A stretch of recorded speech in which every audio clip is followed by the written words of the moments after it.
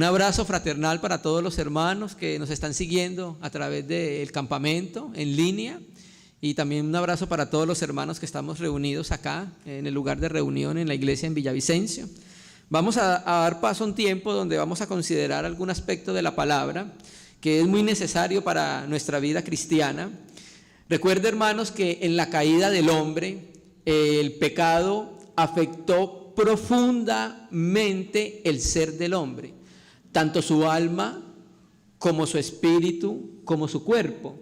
Recuerde que el mandamiento de Dios era que el hombre no comiera de aquel árbol, porque si traspasaba ese límite iba a morir.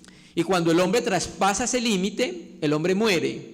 Inmediatamente sucede algo en el interior del hombre que se separa de Dios y su alma queda completamente afectada por el pecado, un elemento extraño que no existía en la creación de Dios. Era algo nuevo, novedoso, porque en el diseño original de Dios no existía el pecado.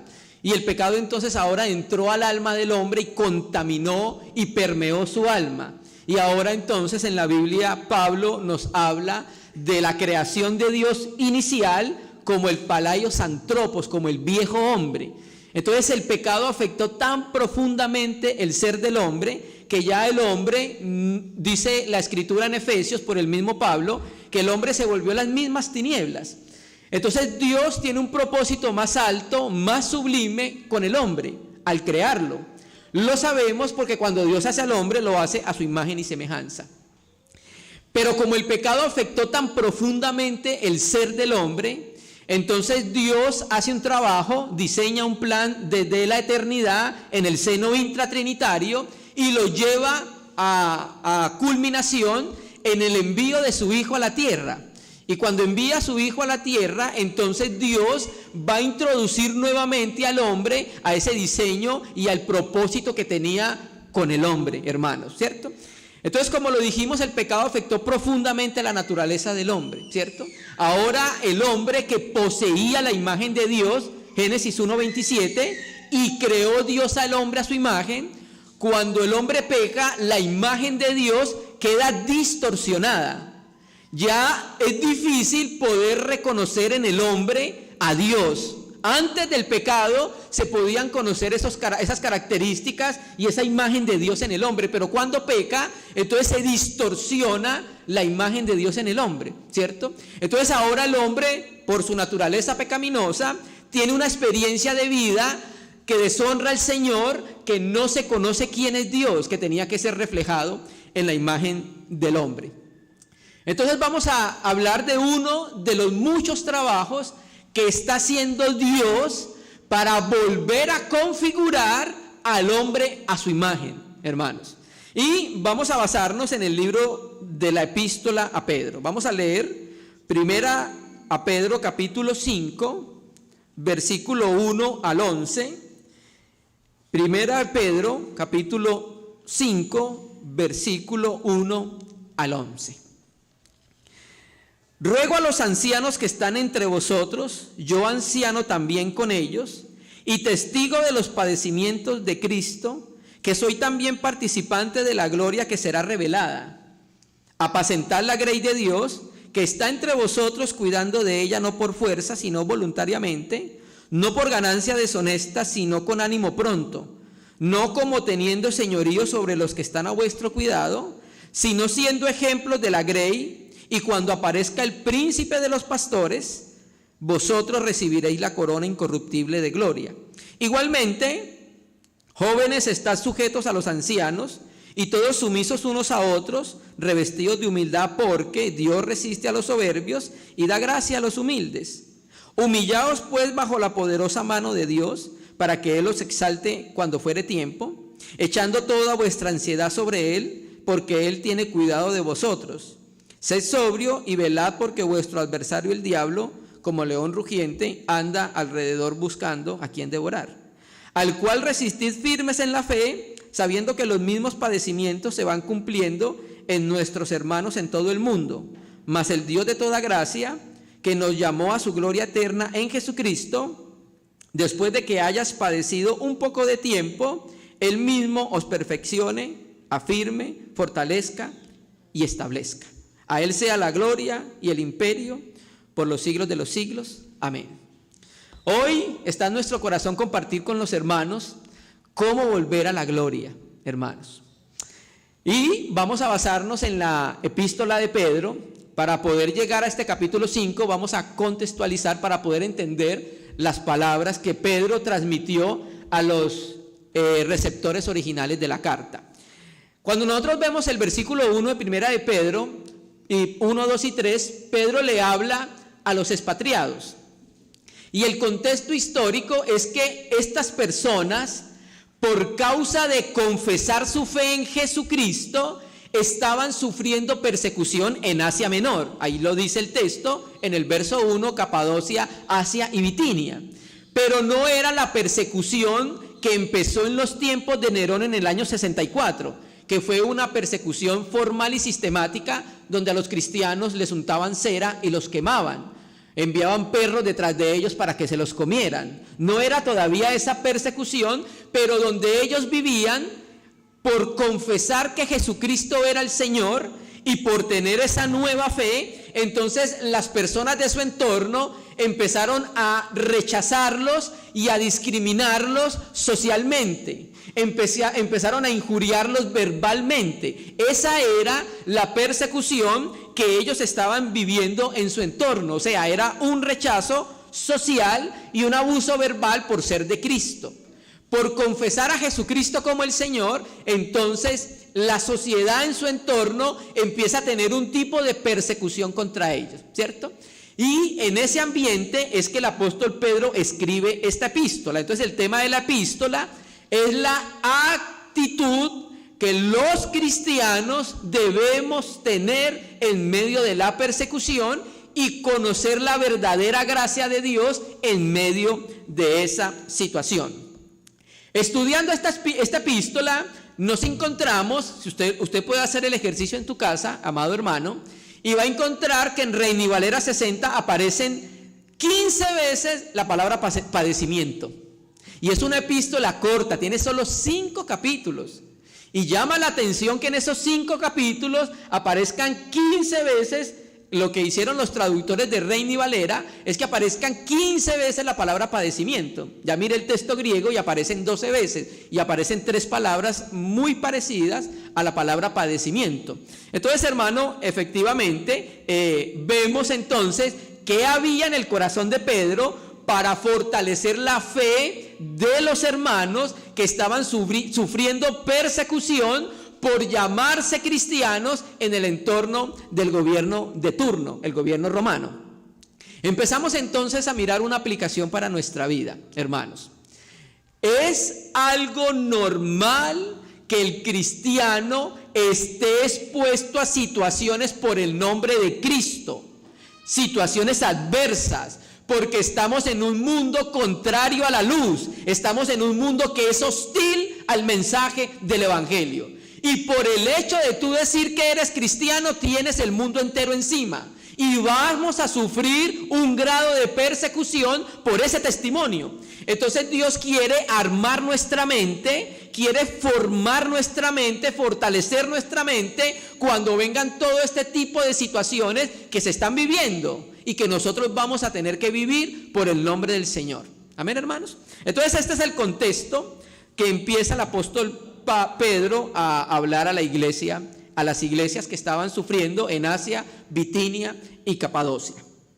La carga nuestra está en el versículo 10, pero vamos a tomar el último contexto, que es del verso 6 al verso 11. Entonces, en el capítulo 5, Pedro demanda cierta experiencia de vida, cierta esfera de vida en el cual deben vivir y moverse los ancianos. Si usted lo ve, del verso 1 al versículo 5, habla a los ancianos, o sea, les extiende una demanda espiritual a los ancianos. Luego en el verso 5 le habla a los jóvenes y luego en el verso 6 a 11 le habla a la generalidad de la iglesia. Entonces vamos a ver cuál es la demanda del Espíritu Santo para los tiempos de prueba, para los tiempos de persecución, para los tiempos de padecimiento por el nombre de nuestro Señor Jesucristo. Entonces, ¿qué buscamos con la palabra del Señor en este día?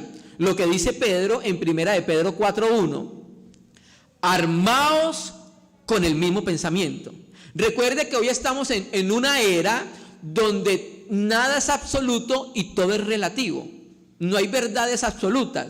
Para el mundo hoy las verdades absolutas del Evangelio no son verdades absolutas, sino que son verdades muy relativas, amados hermanos. Y nosotros tenemos que volver al testimonio de la palabra para mostrar la verdad de Dios, que es absoluta, hermanos. ¿Listo? Entonces, hermanos, el Señor quiere hoy en este tiempo que nosotros podamos presentar defensa de la fe a través de lo que Él va armando y formando en nuestra mente y corazón a través de la exposición de la palabra. Estamos en un tiempo donde el gran eslogan es: pare de sufrir. Estamos en un tiempo donde lastimosamente en el cristianismo, en un sector del cristianismo, enseña que las enfermedades, que los padecimientos son una maldición. Pero el testimonio de los apóstoles es completamente diferente. Es completamente diferente. Entonces vamos a ver muy rápidamente los versículos del 6 al 9, porque la carga está en el versículo 10. Empecemos. Humillaos pues bajo la poderosa mano de Dios, para que Él os exalte cuando fuere tiempo, echando toda vuestra ansiedad sobre Él, porque Él tiene cuidado de vosotros. Entonces, la conclusión de este verso, que tiene que ver con el verso anterior, es: si Dios resiste a los soberbios y da gracia a los humildes, entonces entendemos que para ser bendecidos, ¿cómo debemos ser? O ser y vivir humildes. Y aquí me llama la atención porque vamos a mirar en el verso 6, en el verso 8 y en el verso 9, 3 verbos en imperativo, o sea que es un mandamiento. Pero llama la atención porque esta palabra donde dice humillaos está en pasivo, imperativo. Cuando está en pasivo quiere decir que alguien va a hacer la acción. ¿Y sabe quién la va a hacer? Dios. ¿Por qué el hombre necesita ser humillado, amados hermanos? ¿Por qué el hombre necesita humillarse delante de Dios y lo tiene como un mandamiento? Por lo que entró al alma del hombre, hermanos. El pecado distorsionó la imagen y la vida de Dios en el hombre. Y Dios va a empezar a volver a recuperar su imagen en el hombre. Pero ese trabajo tiene un costo. A Cristo le costó su vida. Y a nosotros también nos va a costar, amados hermanos. La salvación es completamente por gracia, se toma por el instrumento de la fe. No tiene lugar a dudas, la salvación por fe, ¿cierto?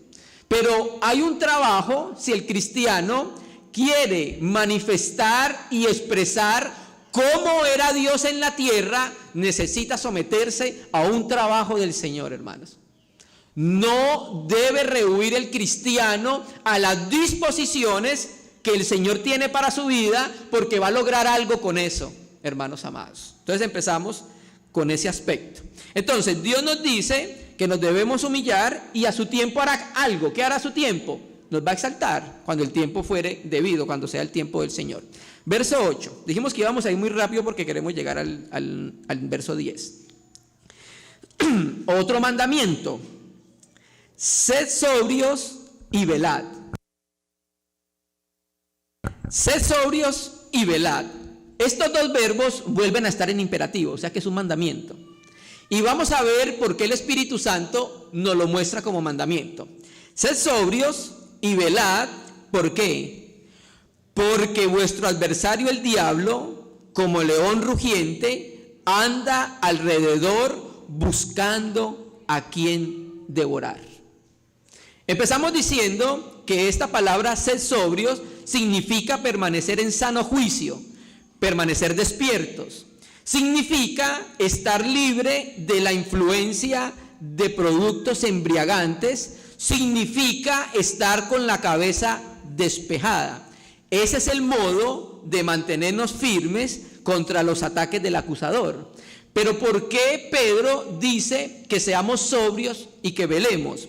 Porque cuando tenemos la mente despejada, nosotros podemos conocer cuál es el propósito de Dios con los sufrimientos Y cuando tenemos la mente despejada, podemos entender entonces también cuáles son las estrategias y estratagemas del diablo para hacer caer a los cristianos, hermano.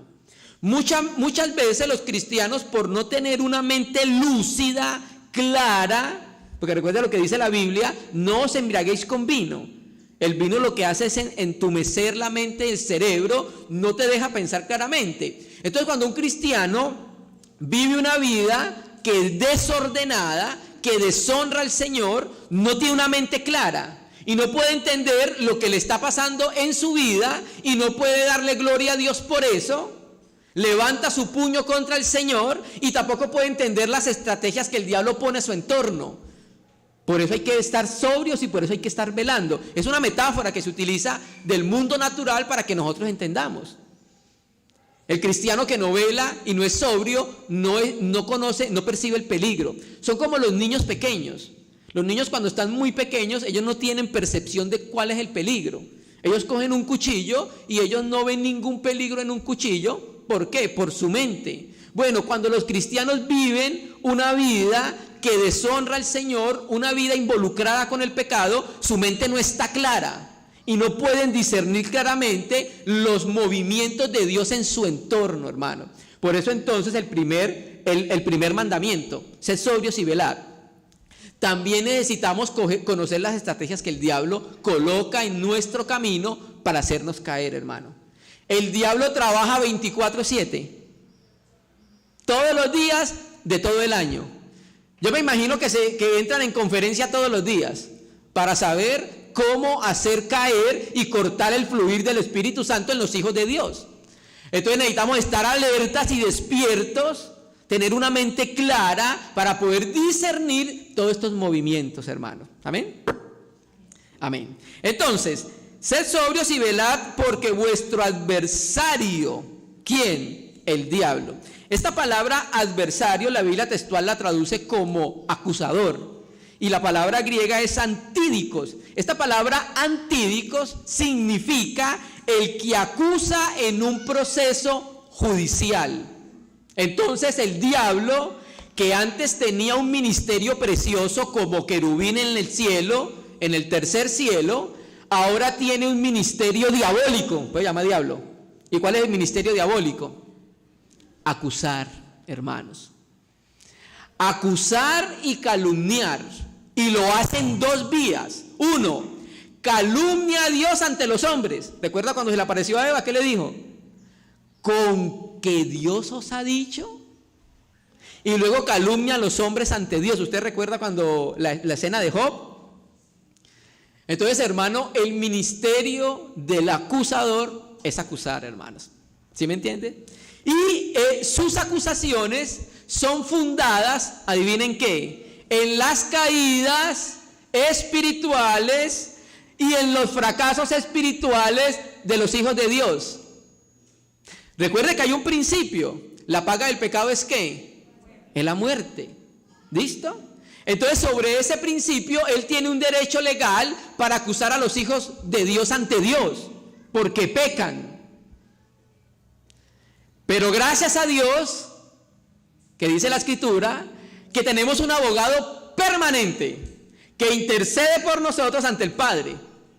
Nos lo dice primera de Juan 2:1. Si alguno ha pecado, hijitos, ¿por qué dice así que si alguno ha pecado? Porque el apóstol sabe, él es humano como nosotros, ¿cierto? Y él sabe en la condición que estamos. No debemos tener una experiencia de vida pecaminosa. Eso deshonra al Señor. Pablo lo dice en Romanos 6. Perseveraremos en el pecado para que la gracia abunde, y eso tiene que ser en signos de admiración, en ninguna manera, ¿cierto? Entonces, amados hermanos, cuando él presenta sus acusaciones legales por haber pecado en contra de Dios, el Señor Jesucristo, la Biblia dice que tenemos un abogado permanente. Hijitos míos, si alguno ha pecado, abogado para con el Padre tenemos ¿a quién? A Jesucristo el Señor, aleluya. Porque tenemos un sustento y quien nos ayude en este caminar, hermanos. Muchas veces nos hemos tropezado en nuestro caminar cristiano, hermano. ¿Cierto que sí? Pero gracias a Dios que contamos con su gracia. ¿Qué sería de nosotros sin su gracia? Y honramos al Señor porque nos da su gracia. para sostenernos y para defendernos ante nuestro enemigo, el acusador de nuestras almas. ¿Amén, hermanos? ¿Cierto? Verso 9, vamos muy rápido porque queremos llegar al 10. Otro imperativo. Entonces estaba, el imperativo es humillaos, sed sobrios y velad. Ahora viene el otro imperativo. Verso 9. Resistid. Y mira cómo empieza el texto. Al cual resistid. ¿Quién es ese cual? Al diablo. ¿Cierto? Al cual resistid. Entonces, empezamos diciendo que el creyente no tiene que luchar contra el enemigo. Al creyente no se le llama a luchar en contra del diablo, hermano. Al creyente no se le llama a derrotar al diablo. ¿Qué se le llama al creyente? O sea, ¿por qué el creyente no se le llama a derrotar al diablo? Porque ya hay alguien que en la cruz lo derrotó. Jesús el Cristo, el Hijo del Dios viviente, en la cruz. ¿No lo dice Colosenses? Que los exhibió públicamente triunfando sobre ellos en la cruz. Y qué paradoja los planes de Dios, porque el Señor venció muriendo en la cruz. Entonces nosotros no tenemos que luchar contra el diablo para derrotarlo y vencerlo, porque ya fue derrotado y ya fue vencido. ¿Cuál es el llamado entonces de Dios a los cristianos? No es a combatir, sino a ¿qué? Resistir. Porque el enemigo va a tratar de embatir todos los días el testimonio de Jesucristo en el corazón de la iglesia. ¿No lo dice Mateo 16? El Señor Jesucristo dijo que mientras Él iba a edificar la iglesia, ¿qué sucedería? Las puertas del Hades se iban a levantar, no prevalecerían, pero se iban a levantar. Entonces, hermano, es necesario que estemos sobrios, es necesario que apliquemos la palabra de Dios a nuestra vida para poder resistir. Resistir significa ponerse en pie en contra de. Entonces, cuando el diablo venga, ojo, y el diablo ataca de muchas maneras. No solamente ataca apareciéndose a la persona para atacarla, ataca a través del mundo. ¿Usted cree que las filosofías que están surgiendo en el mundo, de dónde proceden? Ideología de género, asesinatos en masa en el vientre ultrauterino. ¿De dónde creen que proceden esas leyes? Esas leyes no proceden del corazón de Dios, hermano. Y esa es la manera que el diablo entonces ataca al pueblo de Dios, hermano. Por eso, como cristianos, debemos definirnos y decidirnos por Dios, amados hermanos. Entonces el diablo se inventa, tiene 1001 estrategias en la tierra para hacer caer al creyente, para hacerlo apostatar de su fe. Y el cristiano tiene que resistir, hermano. No tiene que agarrarse con el diablo, ni pisarle la cola, ni nada de esas cosas. Tiene que resistir. Ese es el mandamiento, hermano. Y nosotros luchamos, como decía el hermano ayer, con armas espirituales. Segunda de Corintios 10, las armas de nuestra milicia no son carnales, sino son ¿qué? Espirituales y poderosas. Entonces, ¿a qué echamos mano nosotros para resistir? A su palabra. La oración, la comunión. Amén, hermanos. Entonces, resistir al diablo firmes en la fe. Entonces, ¿qué hace el diablo? Recuerde cuando se presenta a Dios en Job y dice, el Señor le pregunta, ¿de dónde vienes? Y recuerda que le dice, recorrer y rodeando la tierra. Entonces anda rodeando la tierra como león, porque no es un león, es un como león, una apariencia, buscando a quien devorar. Entonces, hermano, por eso nos llama a que resistamos firmes en la fe. Y aquí llamamos la atención, hermanos, que aquí en los embates del enemigo que trae por medio del mundo para hacernos salir de la fe y apostatar de la fe, no sirve una fe superficial, porque la fe superficial es endeble, hermanos. Y al primer soplo, ¿qué sucede? Se cae el cristiano.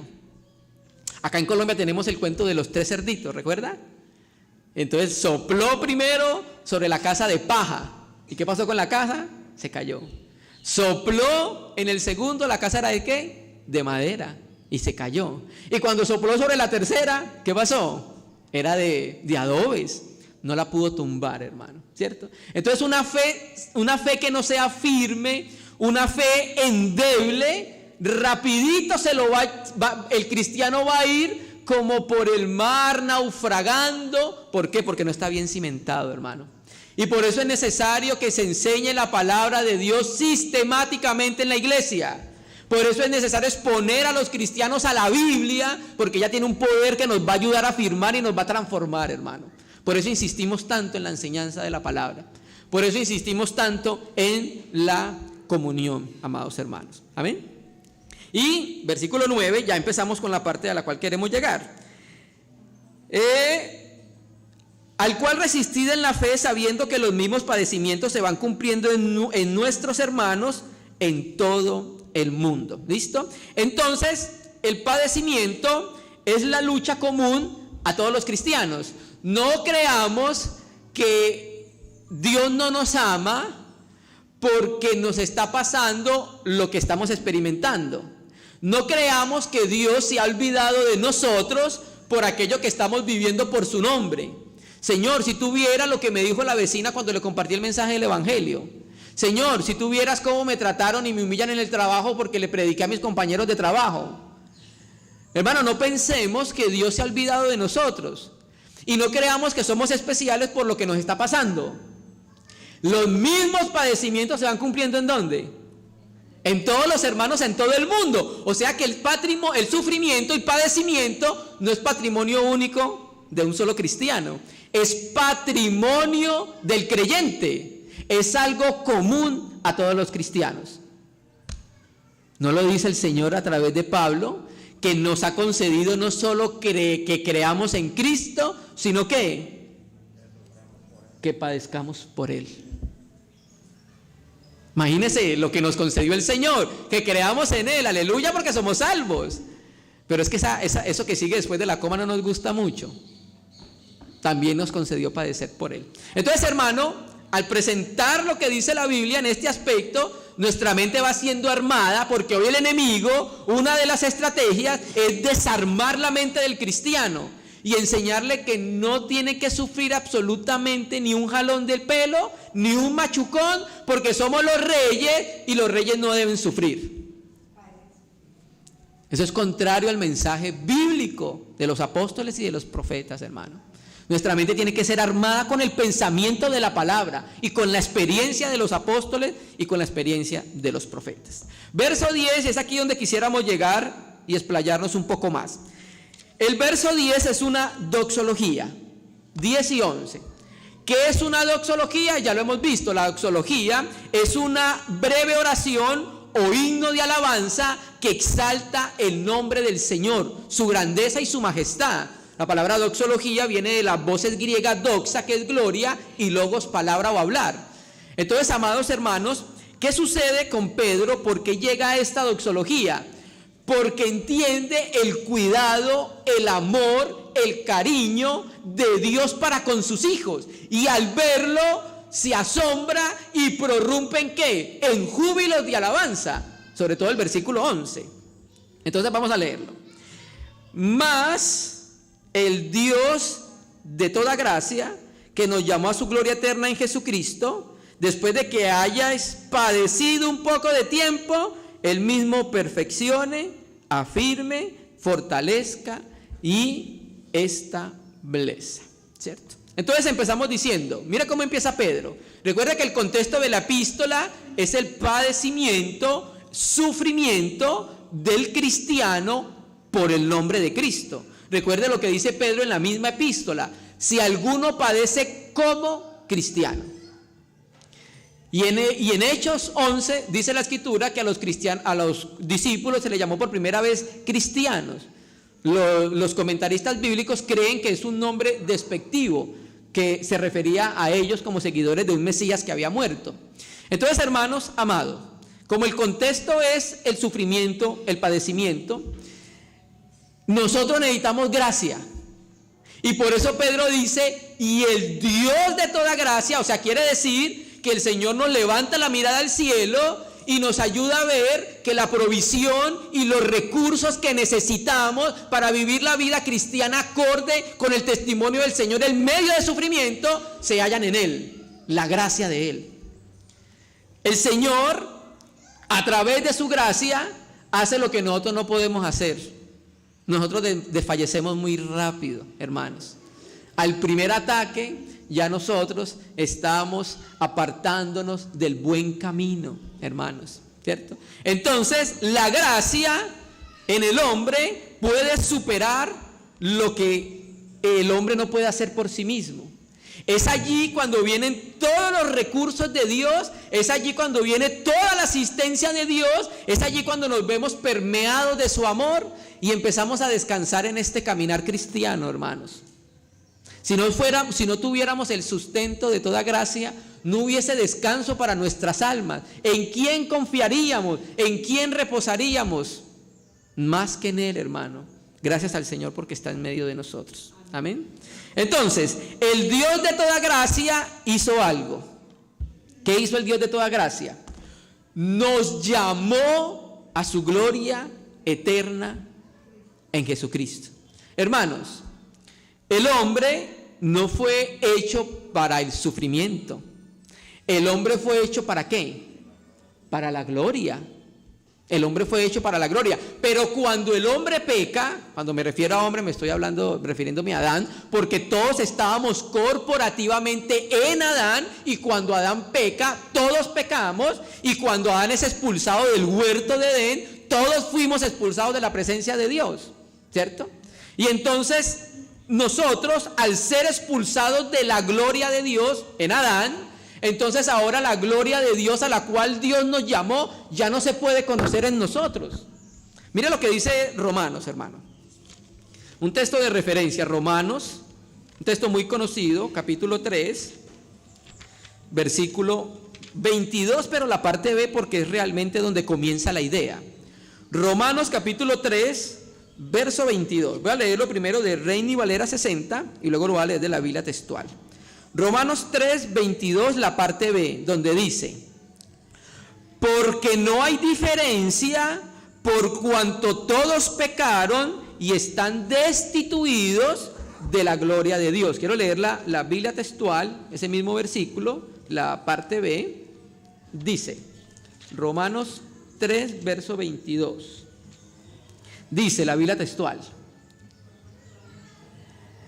porque no hay distinción alguna, por cuanto todos pecaron, y mire cómo traduce la Biblia textual, y están privados de la gloria de Dios. ¿Sí ven? Cuando el hombre peca, Dios lo priva de algo a lo cual lo llamó. ¿A qué lo llamó? A su gloria eterna, hermanos. Entonces viene la economía de la encarnación, el verbo de Dios se encarna, va a la cruz, viene de la gloria al pesebre, del pesebre a la cruz y de la cruz a la gloria. Es el trayecto del Hijo de Dios. Y entonces ahora, como nosotros todos estábamos privados de la gloria por haber pecado, ¿cierto? Entonces Dios creó al hombre a su imagen para que el hombre exprese su gloria, los atributos, las características, la luz de cómo es el glorioso Dios. Ese glorioso Dios iba a ser conocido no en los ángeles, aunque son gloriosos, los querubines, los serafines, los arcángeles, los ángeles, Galgat, todos 24 ancianos son gloriosos, pero la gloria de Dios se iba a hallar en la iglesia, se iba a hallar en el hombre. Como el hombre cayó, Dios echa al hombre del huerto y lo priva de su gloria. Ya no refleja la gloria de Dios. Viene el Hijo de Dios para volver al hombre a la condición que estaba antes, en la gloria de Dios, hermano. Cuando usted mira Apocalipsis, ¿sabe qué dice de la nueva ciudad? Apocalipsis 22. Y tenía la gloria de Dios. ¿Quién? La ciudad. O sea, el trabajo de siglos y edades de Dios con los cristianos, hermanos. ¿Sí? Entonces, hermano, cuando el hombre peca, actúa contra la santidad de Dios, actúa contra Dios, y en lugar de expresar la gloria de Dios, el hombre queda privado y falto de la gloria de Dios, y ahora expresa su propia naturaleza pecaminosa, en la cual no se halla Dios. La naturaleza pecaminosa es una expresión de un ser, querubín, el que cayó, el diablo. ¿Recuerda lo que dice el Señor Jesucristo a los líderes judíos? Vosotros sois hijos de vuestro padre el diablo, porque él ha sido mentiroso y homicida desde el principio, estoy parafraseando, y sus deseos quieren hacer. Quiere decir entonces que en el corazón de los líderes judíos había un sentir de hacer algo que concordaba con la naturaleza del diablo. Terrible, ¿cierto? Terrible. Por eso entonces el Señor llama la atención a que nuestra vida sea una vida apartada de toda forma de pecado. ¿Por qué, hermanos? Porque el pecado expresa la naturaleza no de Dios, sino de cómo es el diablo, hermanos. ¿Sí me entiendes? Entonces, hermanos, cuando el hombre quedó falto de la gloria y quedó privado de esa gloria, ¿cierto? Pero, hermano, gracias a Dios porque envió a su Hijo y nos va a volver a introducir a la gloria, ya sea en el último estado de la salvación, que es la glorificación, y ya sea en el estado presente, donde las personas puedan glorificar a Dios por nosotros. Hermano, ¿usted qué está diciendo? ¿No lo dice Pablo? En Gálatas 1, verso 21, y glorificaban a Dios en mí. Entonces, hermanos, si hay un estadio presente de la gloria de Dios, donde los hombres pueden glorificar a Dios, porque en los cristianos se expresa la gloria de Dios, hermano. Entonces hay un trabajo que está haciendo hoy el Hijo de Dios a través del Espíritu Santo de conducirnos a esa gloria y que la podamos expresar, hermano. Mire cómo lo dice Pablo en segunda a los Tesalonicenses, capítulo 2, segundo libro a los Tesalonicenses, capítulo 2, verso 13.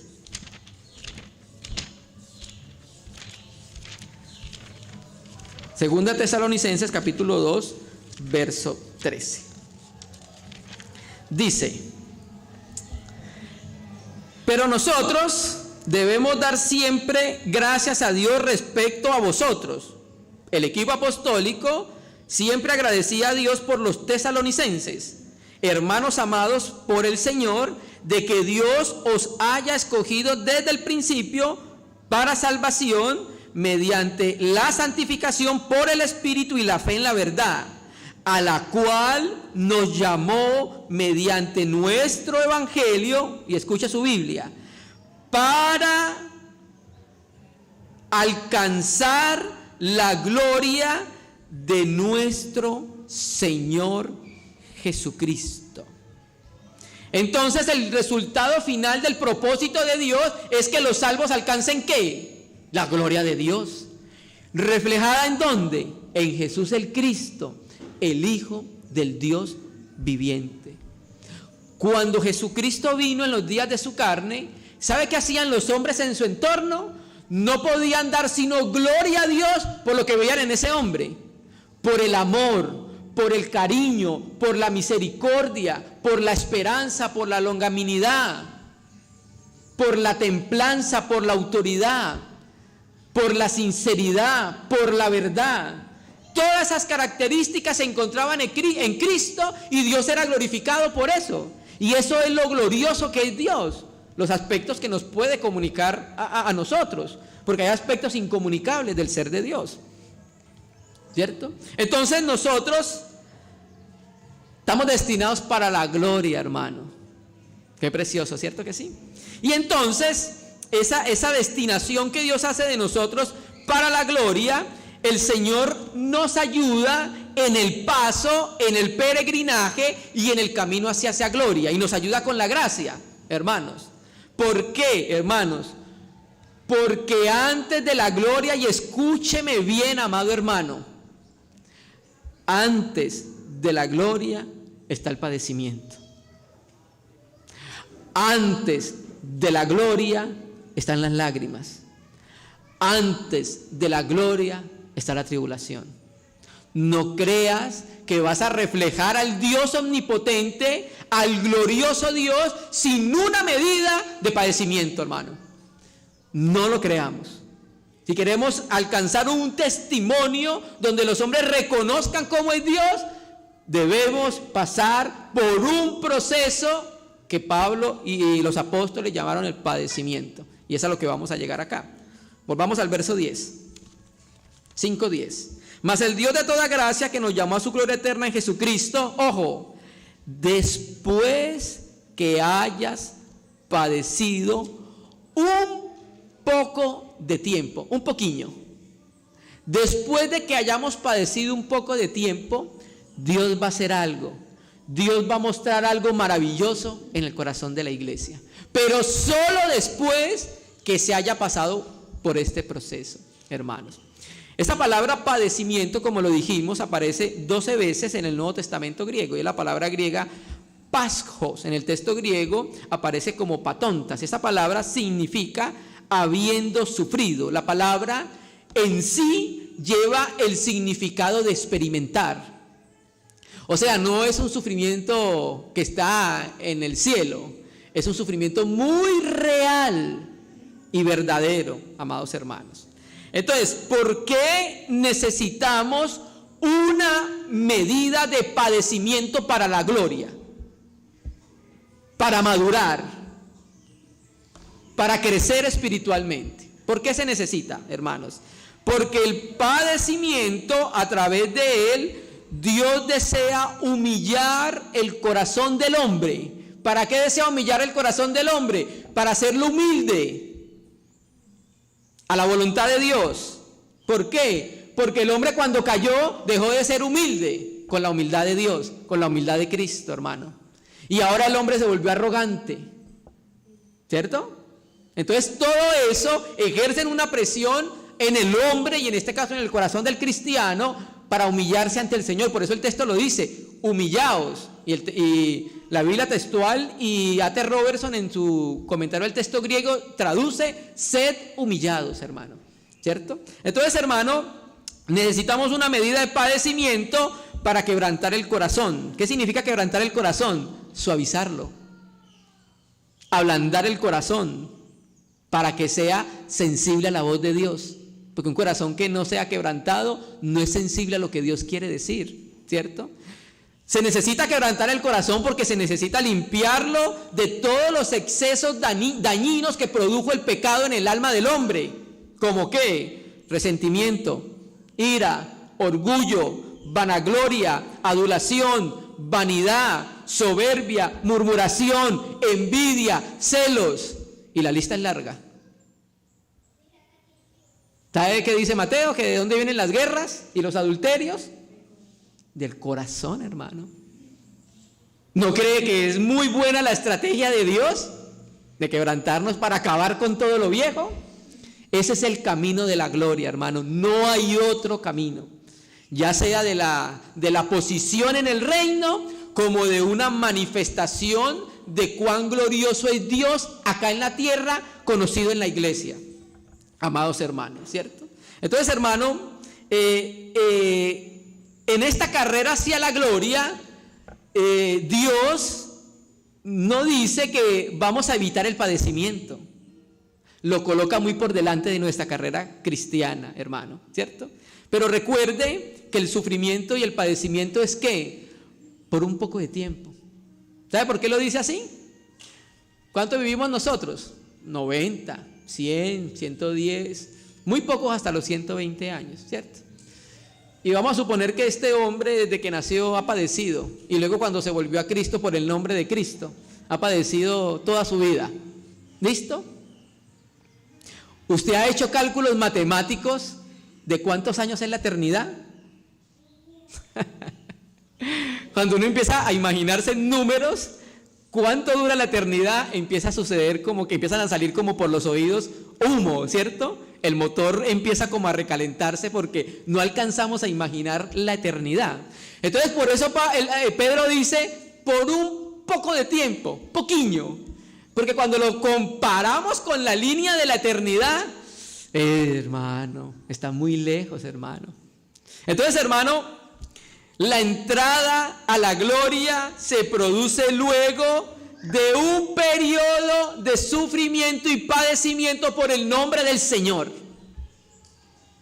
Ese es el camino, no hay otro camino, hermanos. Ese es el camino, no hay otro camino. Porque ese camino lo recorrió Jesucristo de la misma manera. Y nosotros estamos siguiendo sus pisadas, hermano. Mira lo que dice Hebreos, capítulo 2. Hebreos capítulo 2, versículo 9.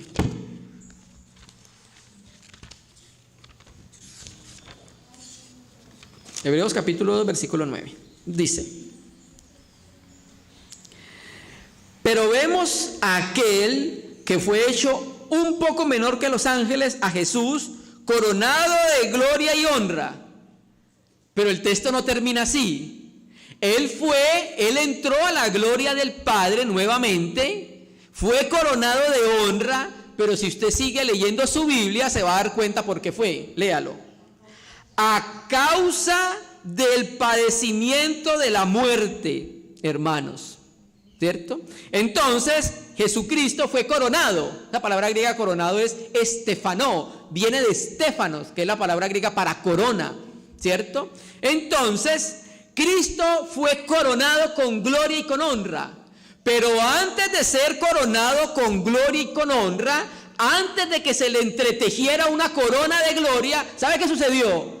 Se le entretejió una de espinas, una estefanos de espinas, y eso no habla del sufrimiento, hermanos. Ese es el camino a la gloria. Véalo como lo dice Mateo, vamos a leerlo. Mateo 27, verso 27. ¿Y por qué estamos hablando de esto? Porque estamos en un mundo que cada vez está teniendo un grado de moralidad más bajo. Y estamos viviendo en un mundo donde cada vez las leyes quieren deshonrar más al Señor. Estamos viviendo en un mundo donde en nuestro entorno familiar, donde en nuestro entorno laboral, donde en nuestro entorno social, nos va a tocar vivir lo que vivieron los hermanos en Asia, Capadocia y Bitinia, a los cuales le escribe Pedro, hermano. Entonces estamos formando y armando nuestra mente con la palabra del Señor y con la experiencia de Jesucristo. Amén, hermanos. Mateo 27, 27.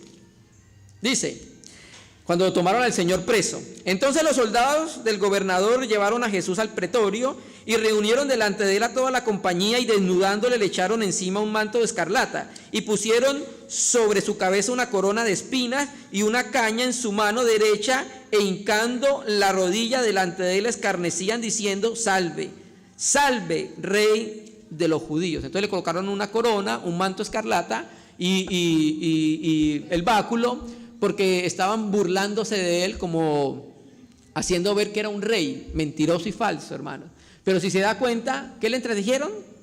Una corona de espinas. ¿Cierto que sí? Entonces, amados hermanos, recuerde que las espinas son un símbolo de maldición en la tierra. Recuerde que antes, cuando Adán trabajaba la tierra, no producía espinos, hermano. ¿Cierto que sí? Entonces, hermano, Cristo llevó una corona de espinas para que nosotros pudiéramos llevar una de gloria. Pero vamos a llevar una de gloria si llevamos la de espinas. O sea, hermano, digo, literalmente no vamos a llevar una corona de espinas. Estamos hablando metafóricamente. Cristo pasó por un proceso por el cual todo cristiano debemos pasar si queremos manifestar la gloria de Dios. Si no lo quiere hacer, está bien. En el tribunal de Cristo vamos a mirar, ¿cierto? Pero si lo quiere, hermano, y eso lo dice Pedro en Primera de Pedro 1:10, porque estamos hablando del contexto de la epístola. En Primera de Pedro 1:10 dice eso que estamos leyendo acá. Dice, los profetas que profetizaron de la gracia destinada a vosotros inquirieron diligentemente e indagaron acerca de esta salvación, escudriñando qué persona y qué tiempo indicaba el Espíritu de Cristo que estaba en ellos, el cual, ojo, anunciaba los sufrimientos de Cristo. ¿Y qué más? Y las glorias que vendrían tras él. Entonces, ese es el camino, no hay otro camino. Digamos amén al Señor por eso. Y sigue el 10, entonces más el Dios, ya terminando, mas el Dios de toda gracia, que nos llamó a su gloria eterna en Jesucristo, después de que hayamos padecido un poco de tiempo, después del padecimiento viene algo precioso, que es lo que nosotros estamos buscando. Pablo trabajaba fuertemente, incansablemente, sufría, lloraba, aguantaba hambre, persecución, apedramiento y otros, porque él, en su corazón había algo. Él quería presentar a todo hombre perfecto ante Dios. Pero para que el hombre pudiera ser presentado perfecto, primero tenía que pasar por un periodo, hermanos. Ahí lo dice. Y él mismo, o sea, ¿quién es ese mismo? El mismo, Dios. Esto no lo logra usted, hermano querido. Esto no lo logro yo, ni con la meditación, ni colocando el deseo de hacerlo. Eso lo va a hacer Cristo a través del Espíritu Santo. Y él mismo, ¿qué va a hacer? Perfeccione, afirme, fortalezca y establezca. Porque la persecución que estaban viviendo los hermanos era difícil. Entonces, ¿sabe qué está haciendo Dios con esto? Nos está instruyendo para cómo reinar. Las pruebas y los padecimientos son un canal que desemboca en bendiciones. ¿Y cuáles son estas bendiciones? Estos cuatro verbos en bendición. Y estos 4 verbos están en voz activa. Quiere decir que Él mismo lo va a hacer. ¿Quién? Dios. Quiere decir que Dios se compromete con perfeccionarlo, amado hermano. Gloria al Señor, porque no nos deja a nosotros hacer ese trabajo. No podríamos. Entonces Él mismo se compromete. Él mismo los voy a perfeccionar, ¿cierto? Pero también estos 4 verbos, aparte de estar en voz activa, se hallan en tiempo futuro. Indica una acción puntual o continuada que ocurrirá en el futuro. O sea, hermanos, que Dios lo va a hacer. Ahora entonces debemos ser dóciles a responder a lo que Dios quiere hacer con nosotros, ¿cierto? Entonces va a ser, la primera bendición rápidamente, nos va a perfeccionar. Este término perfeccionar se debe traducir más exactamente como restaurar, porque es el término utilizado para referirse a un hueso cuando está roto, ¿cierto? Entonces el Señor va a ayudar a los cristianos que han pasado por una lucha por causa de la persecución, ya sea de parte del maligno que utiliza el mundo. Entonces el cristiano va a estar débil por esa persecución. Entonces, ¿qué va a hacer el Señor? Lo va a restaurar, lo va a fortalecer. ¿Listo? B, afirmará. Esa palabra afirmará quiere decir que nos dará firmeza para poder resistir al diablo, hermanos, ¿cierto? En muchas ocasiones nosotros hemos flaqueado por persecuciones, por el nombre del Señor, pero Dios va a hacer algo, nos va a afirmar, ¿cierto?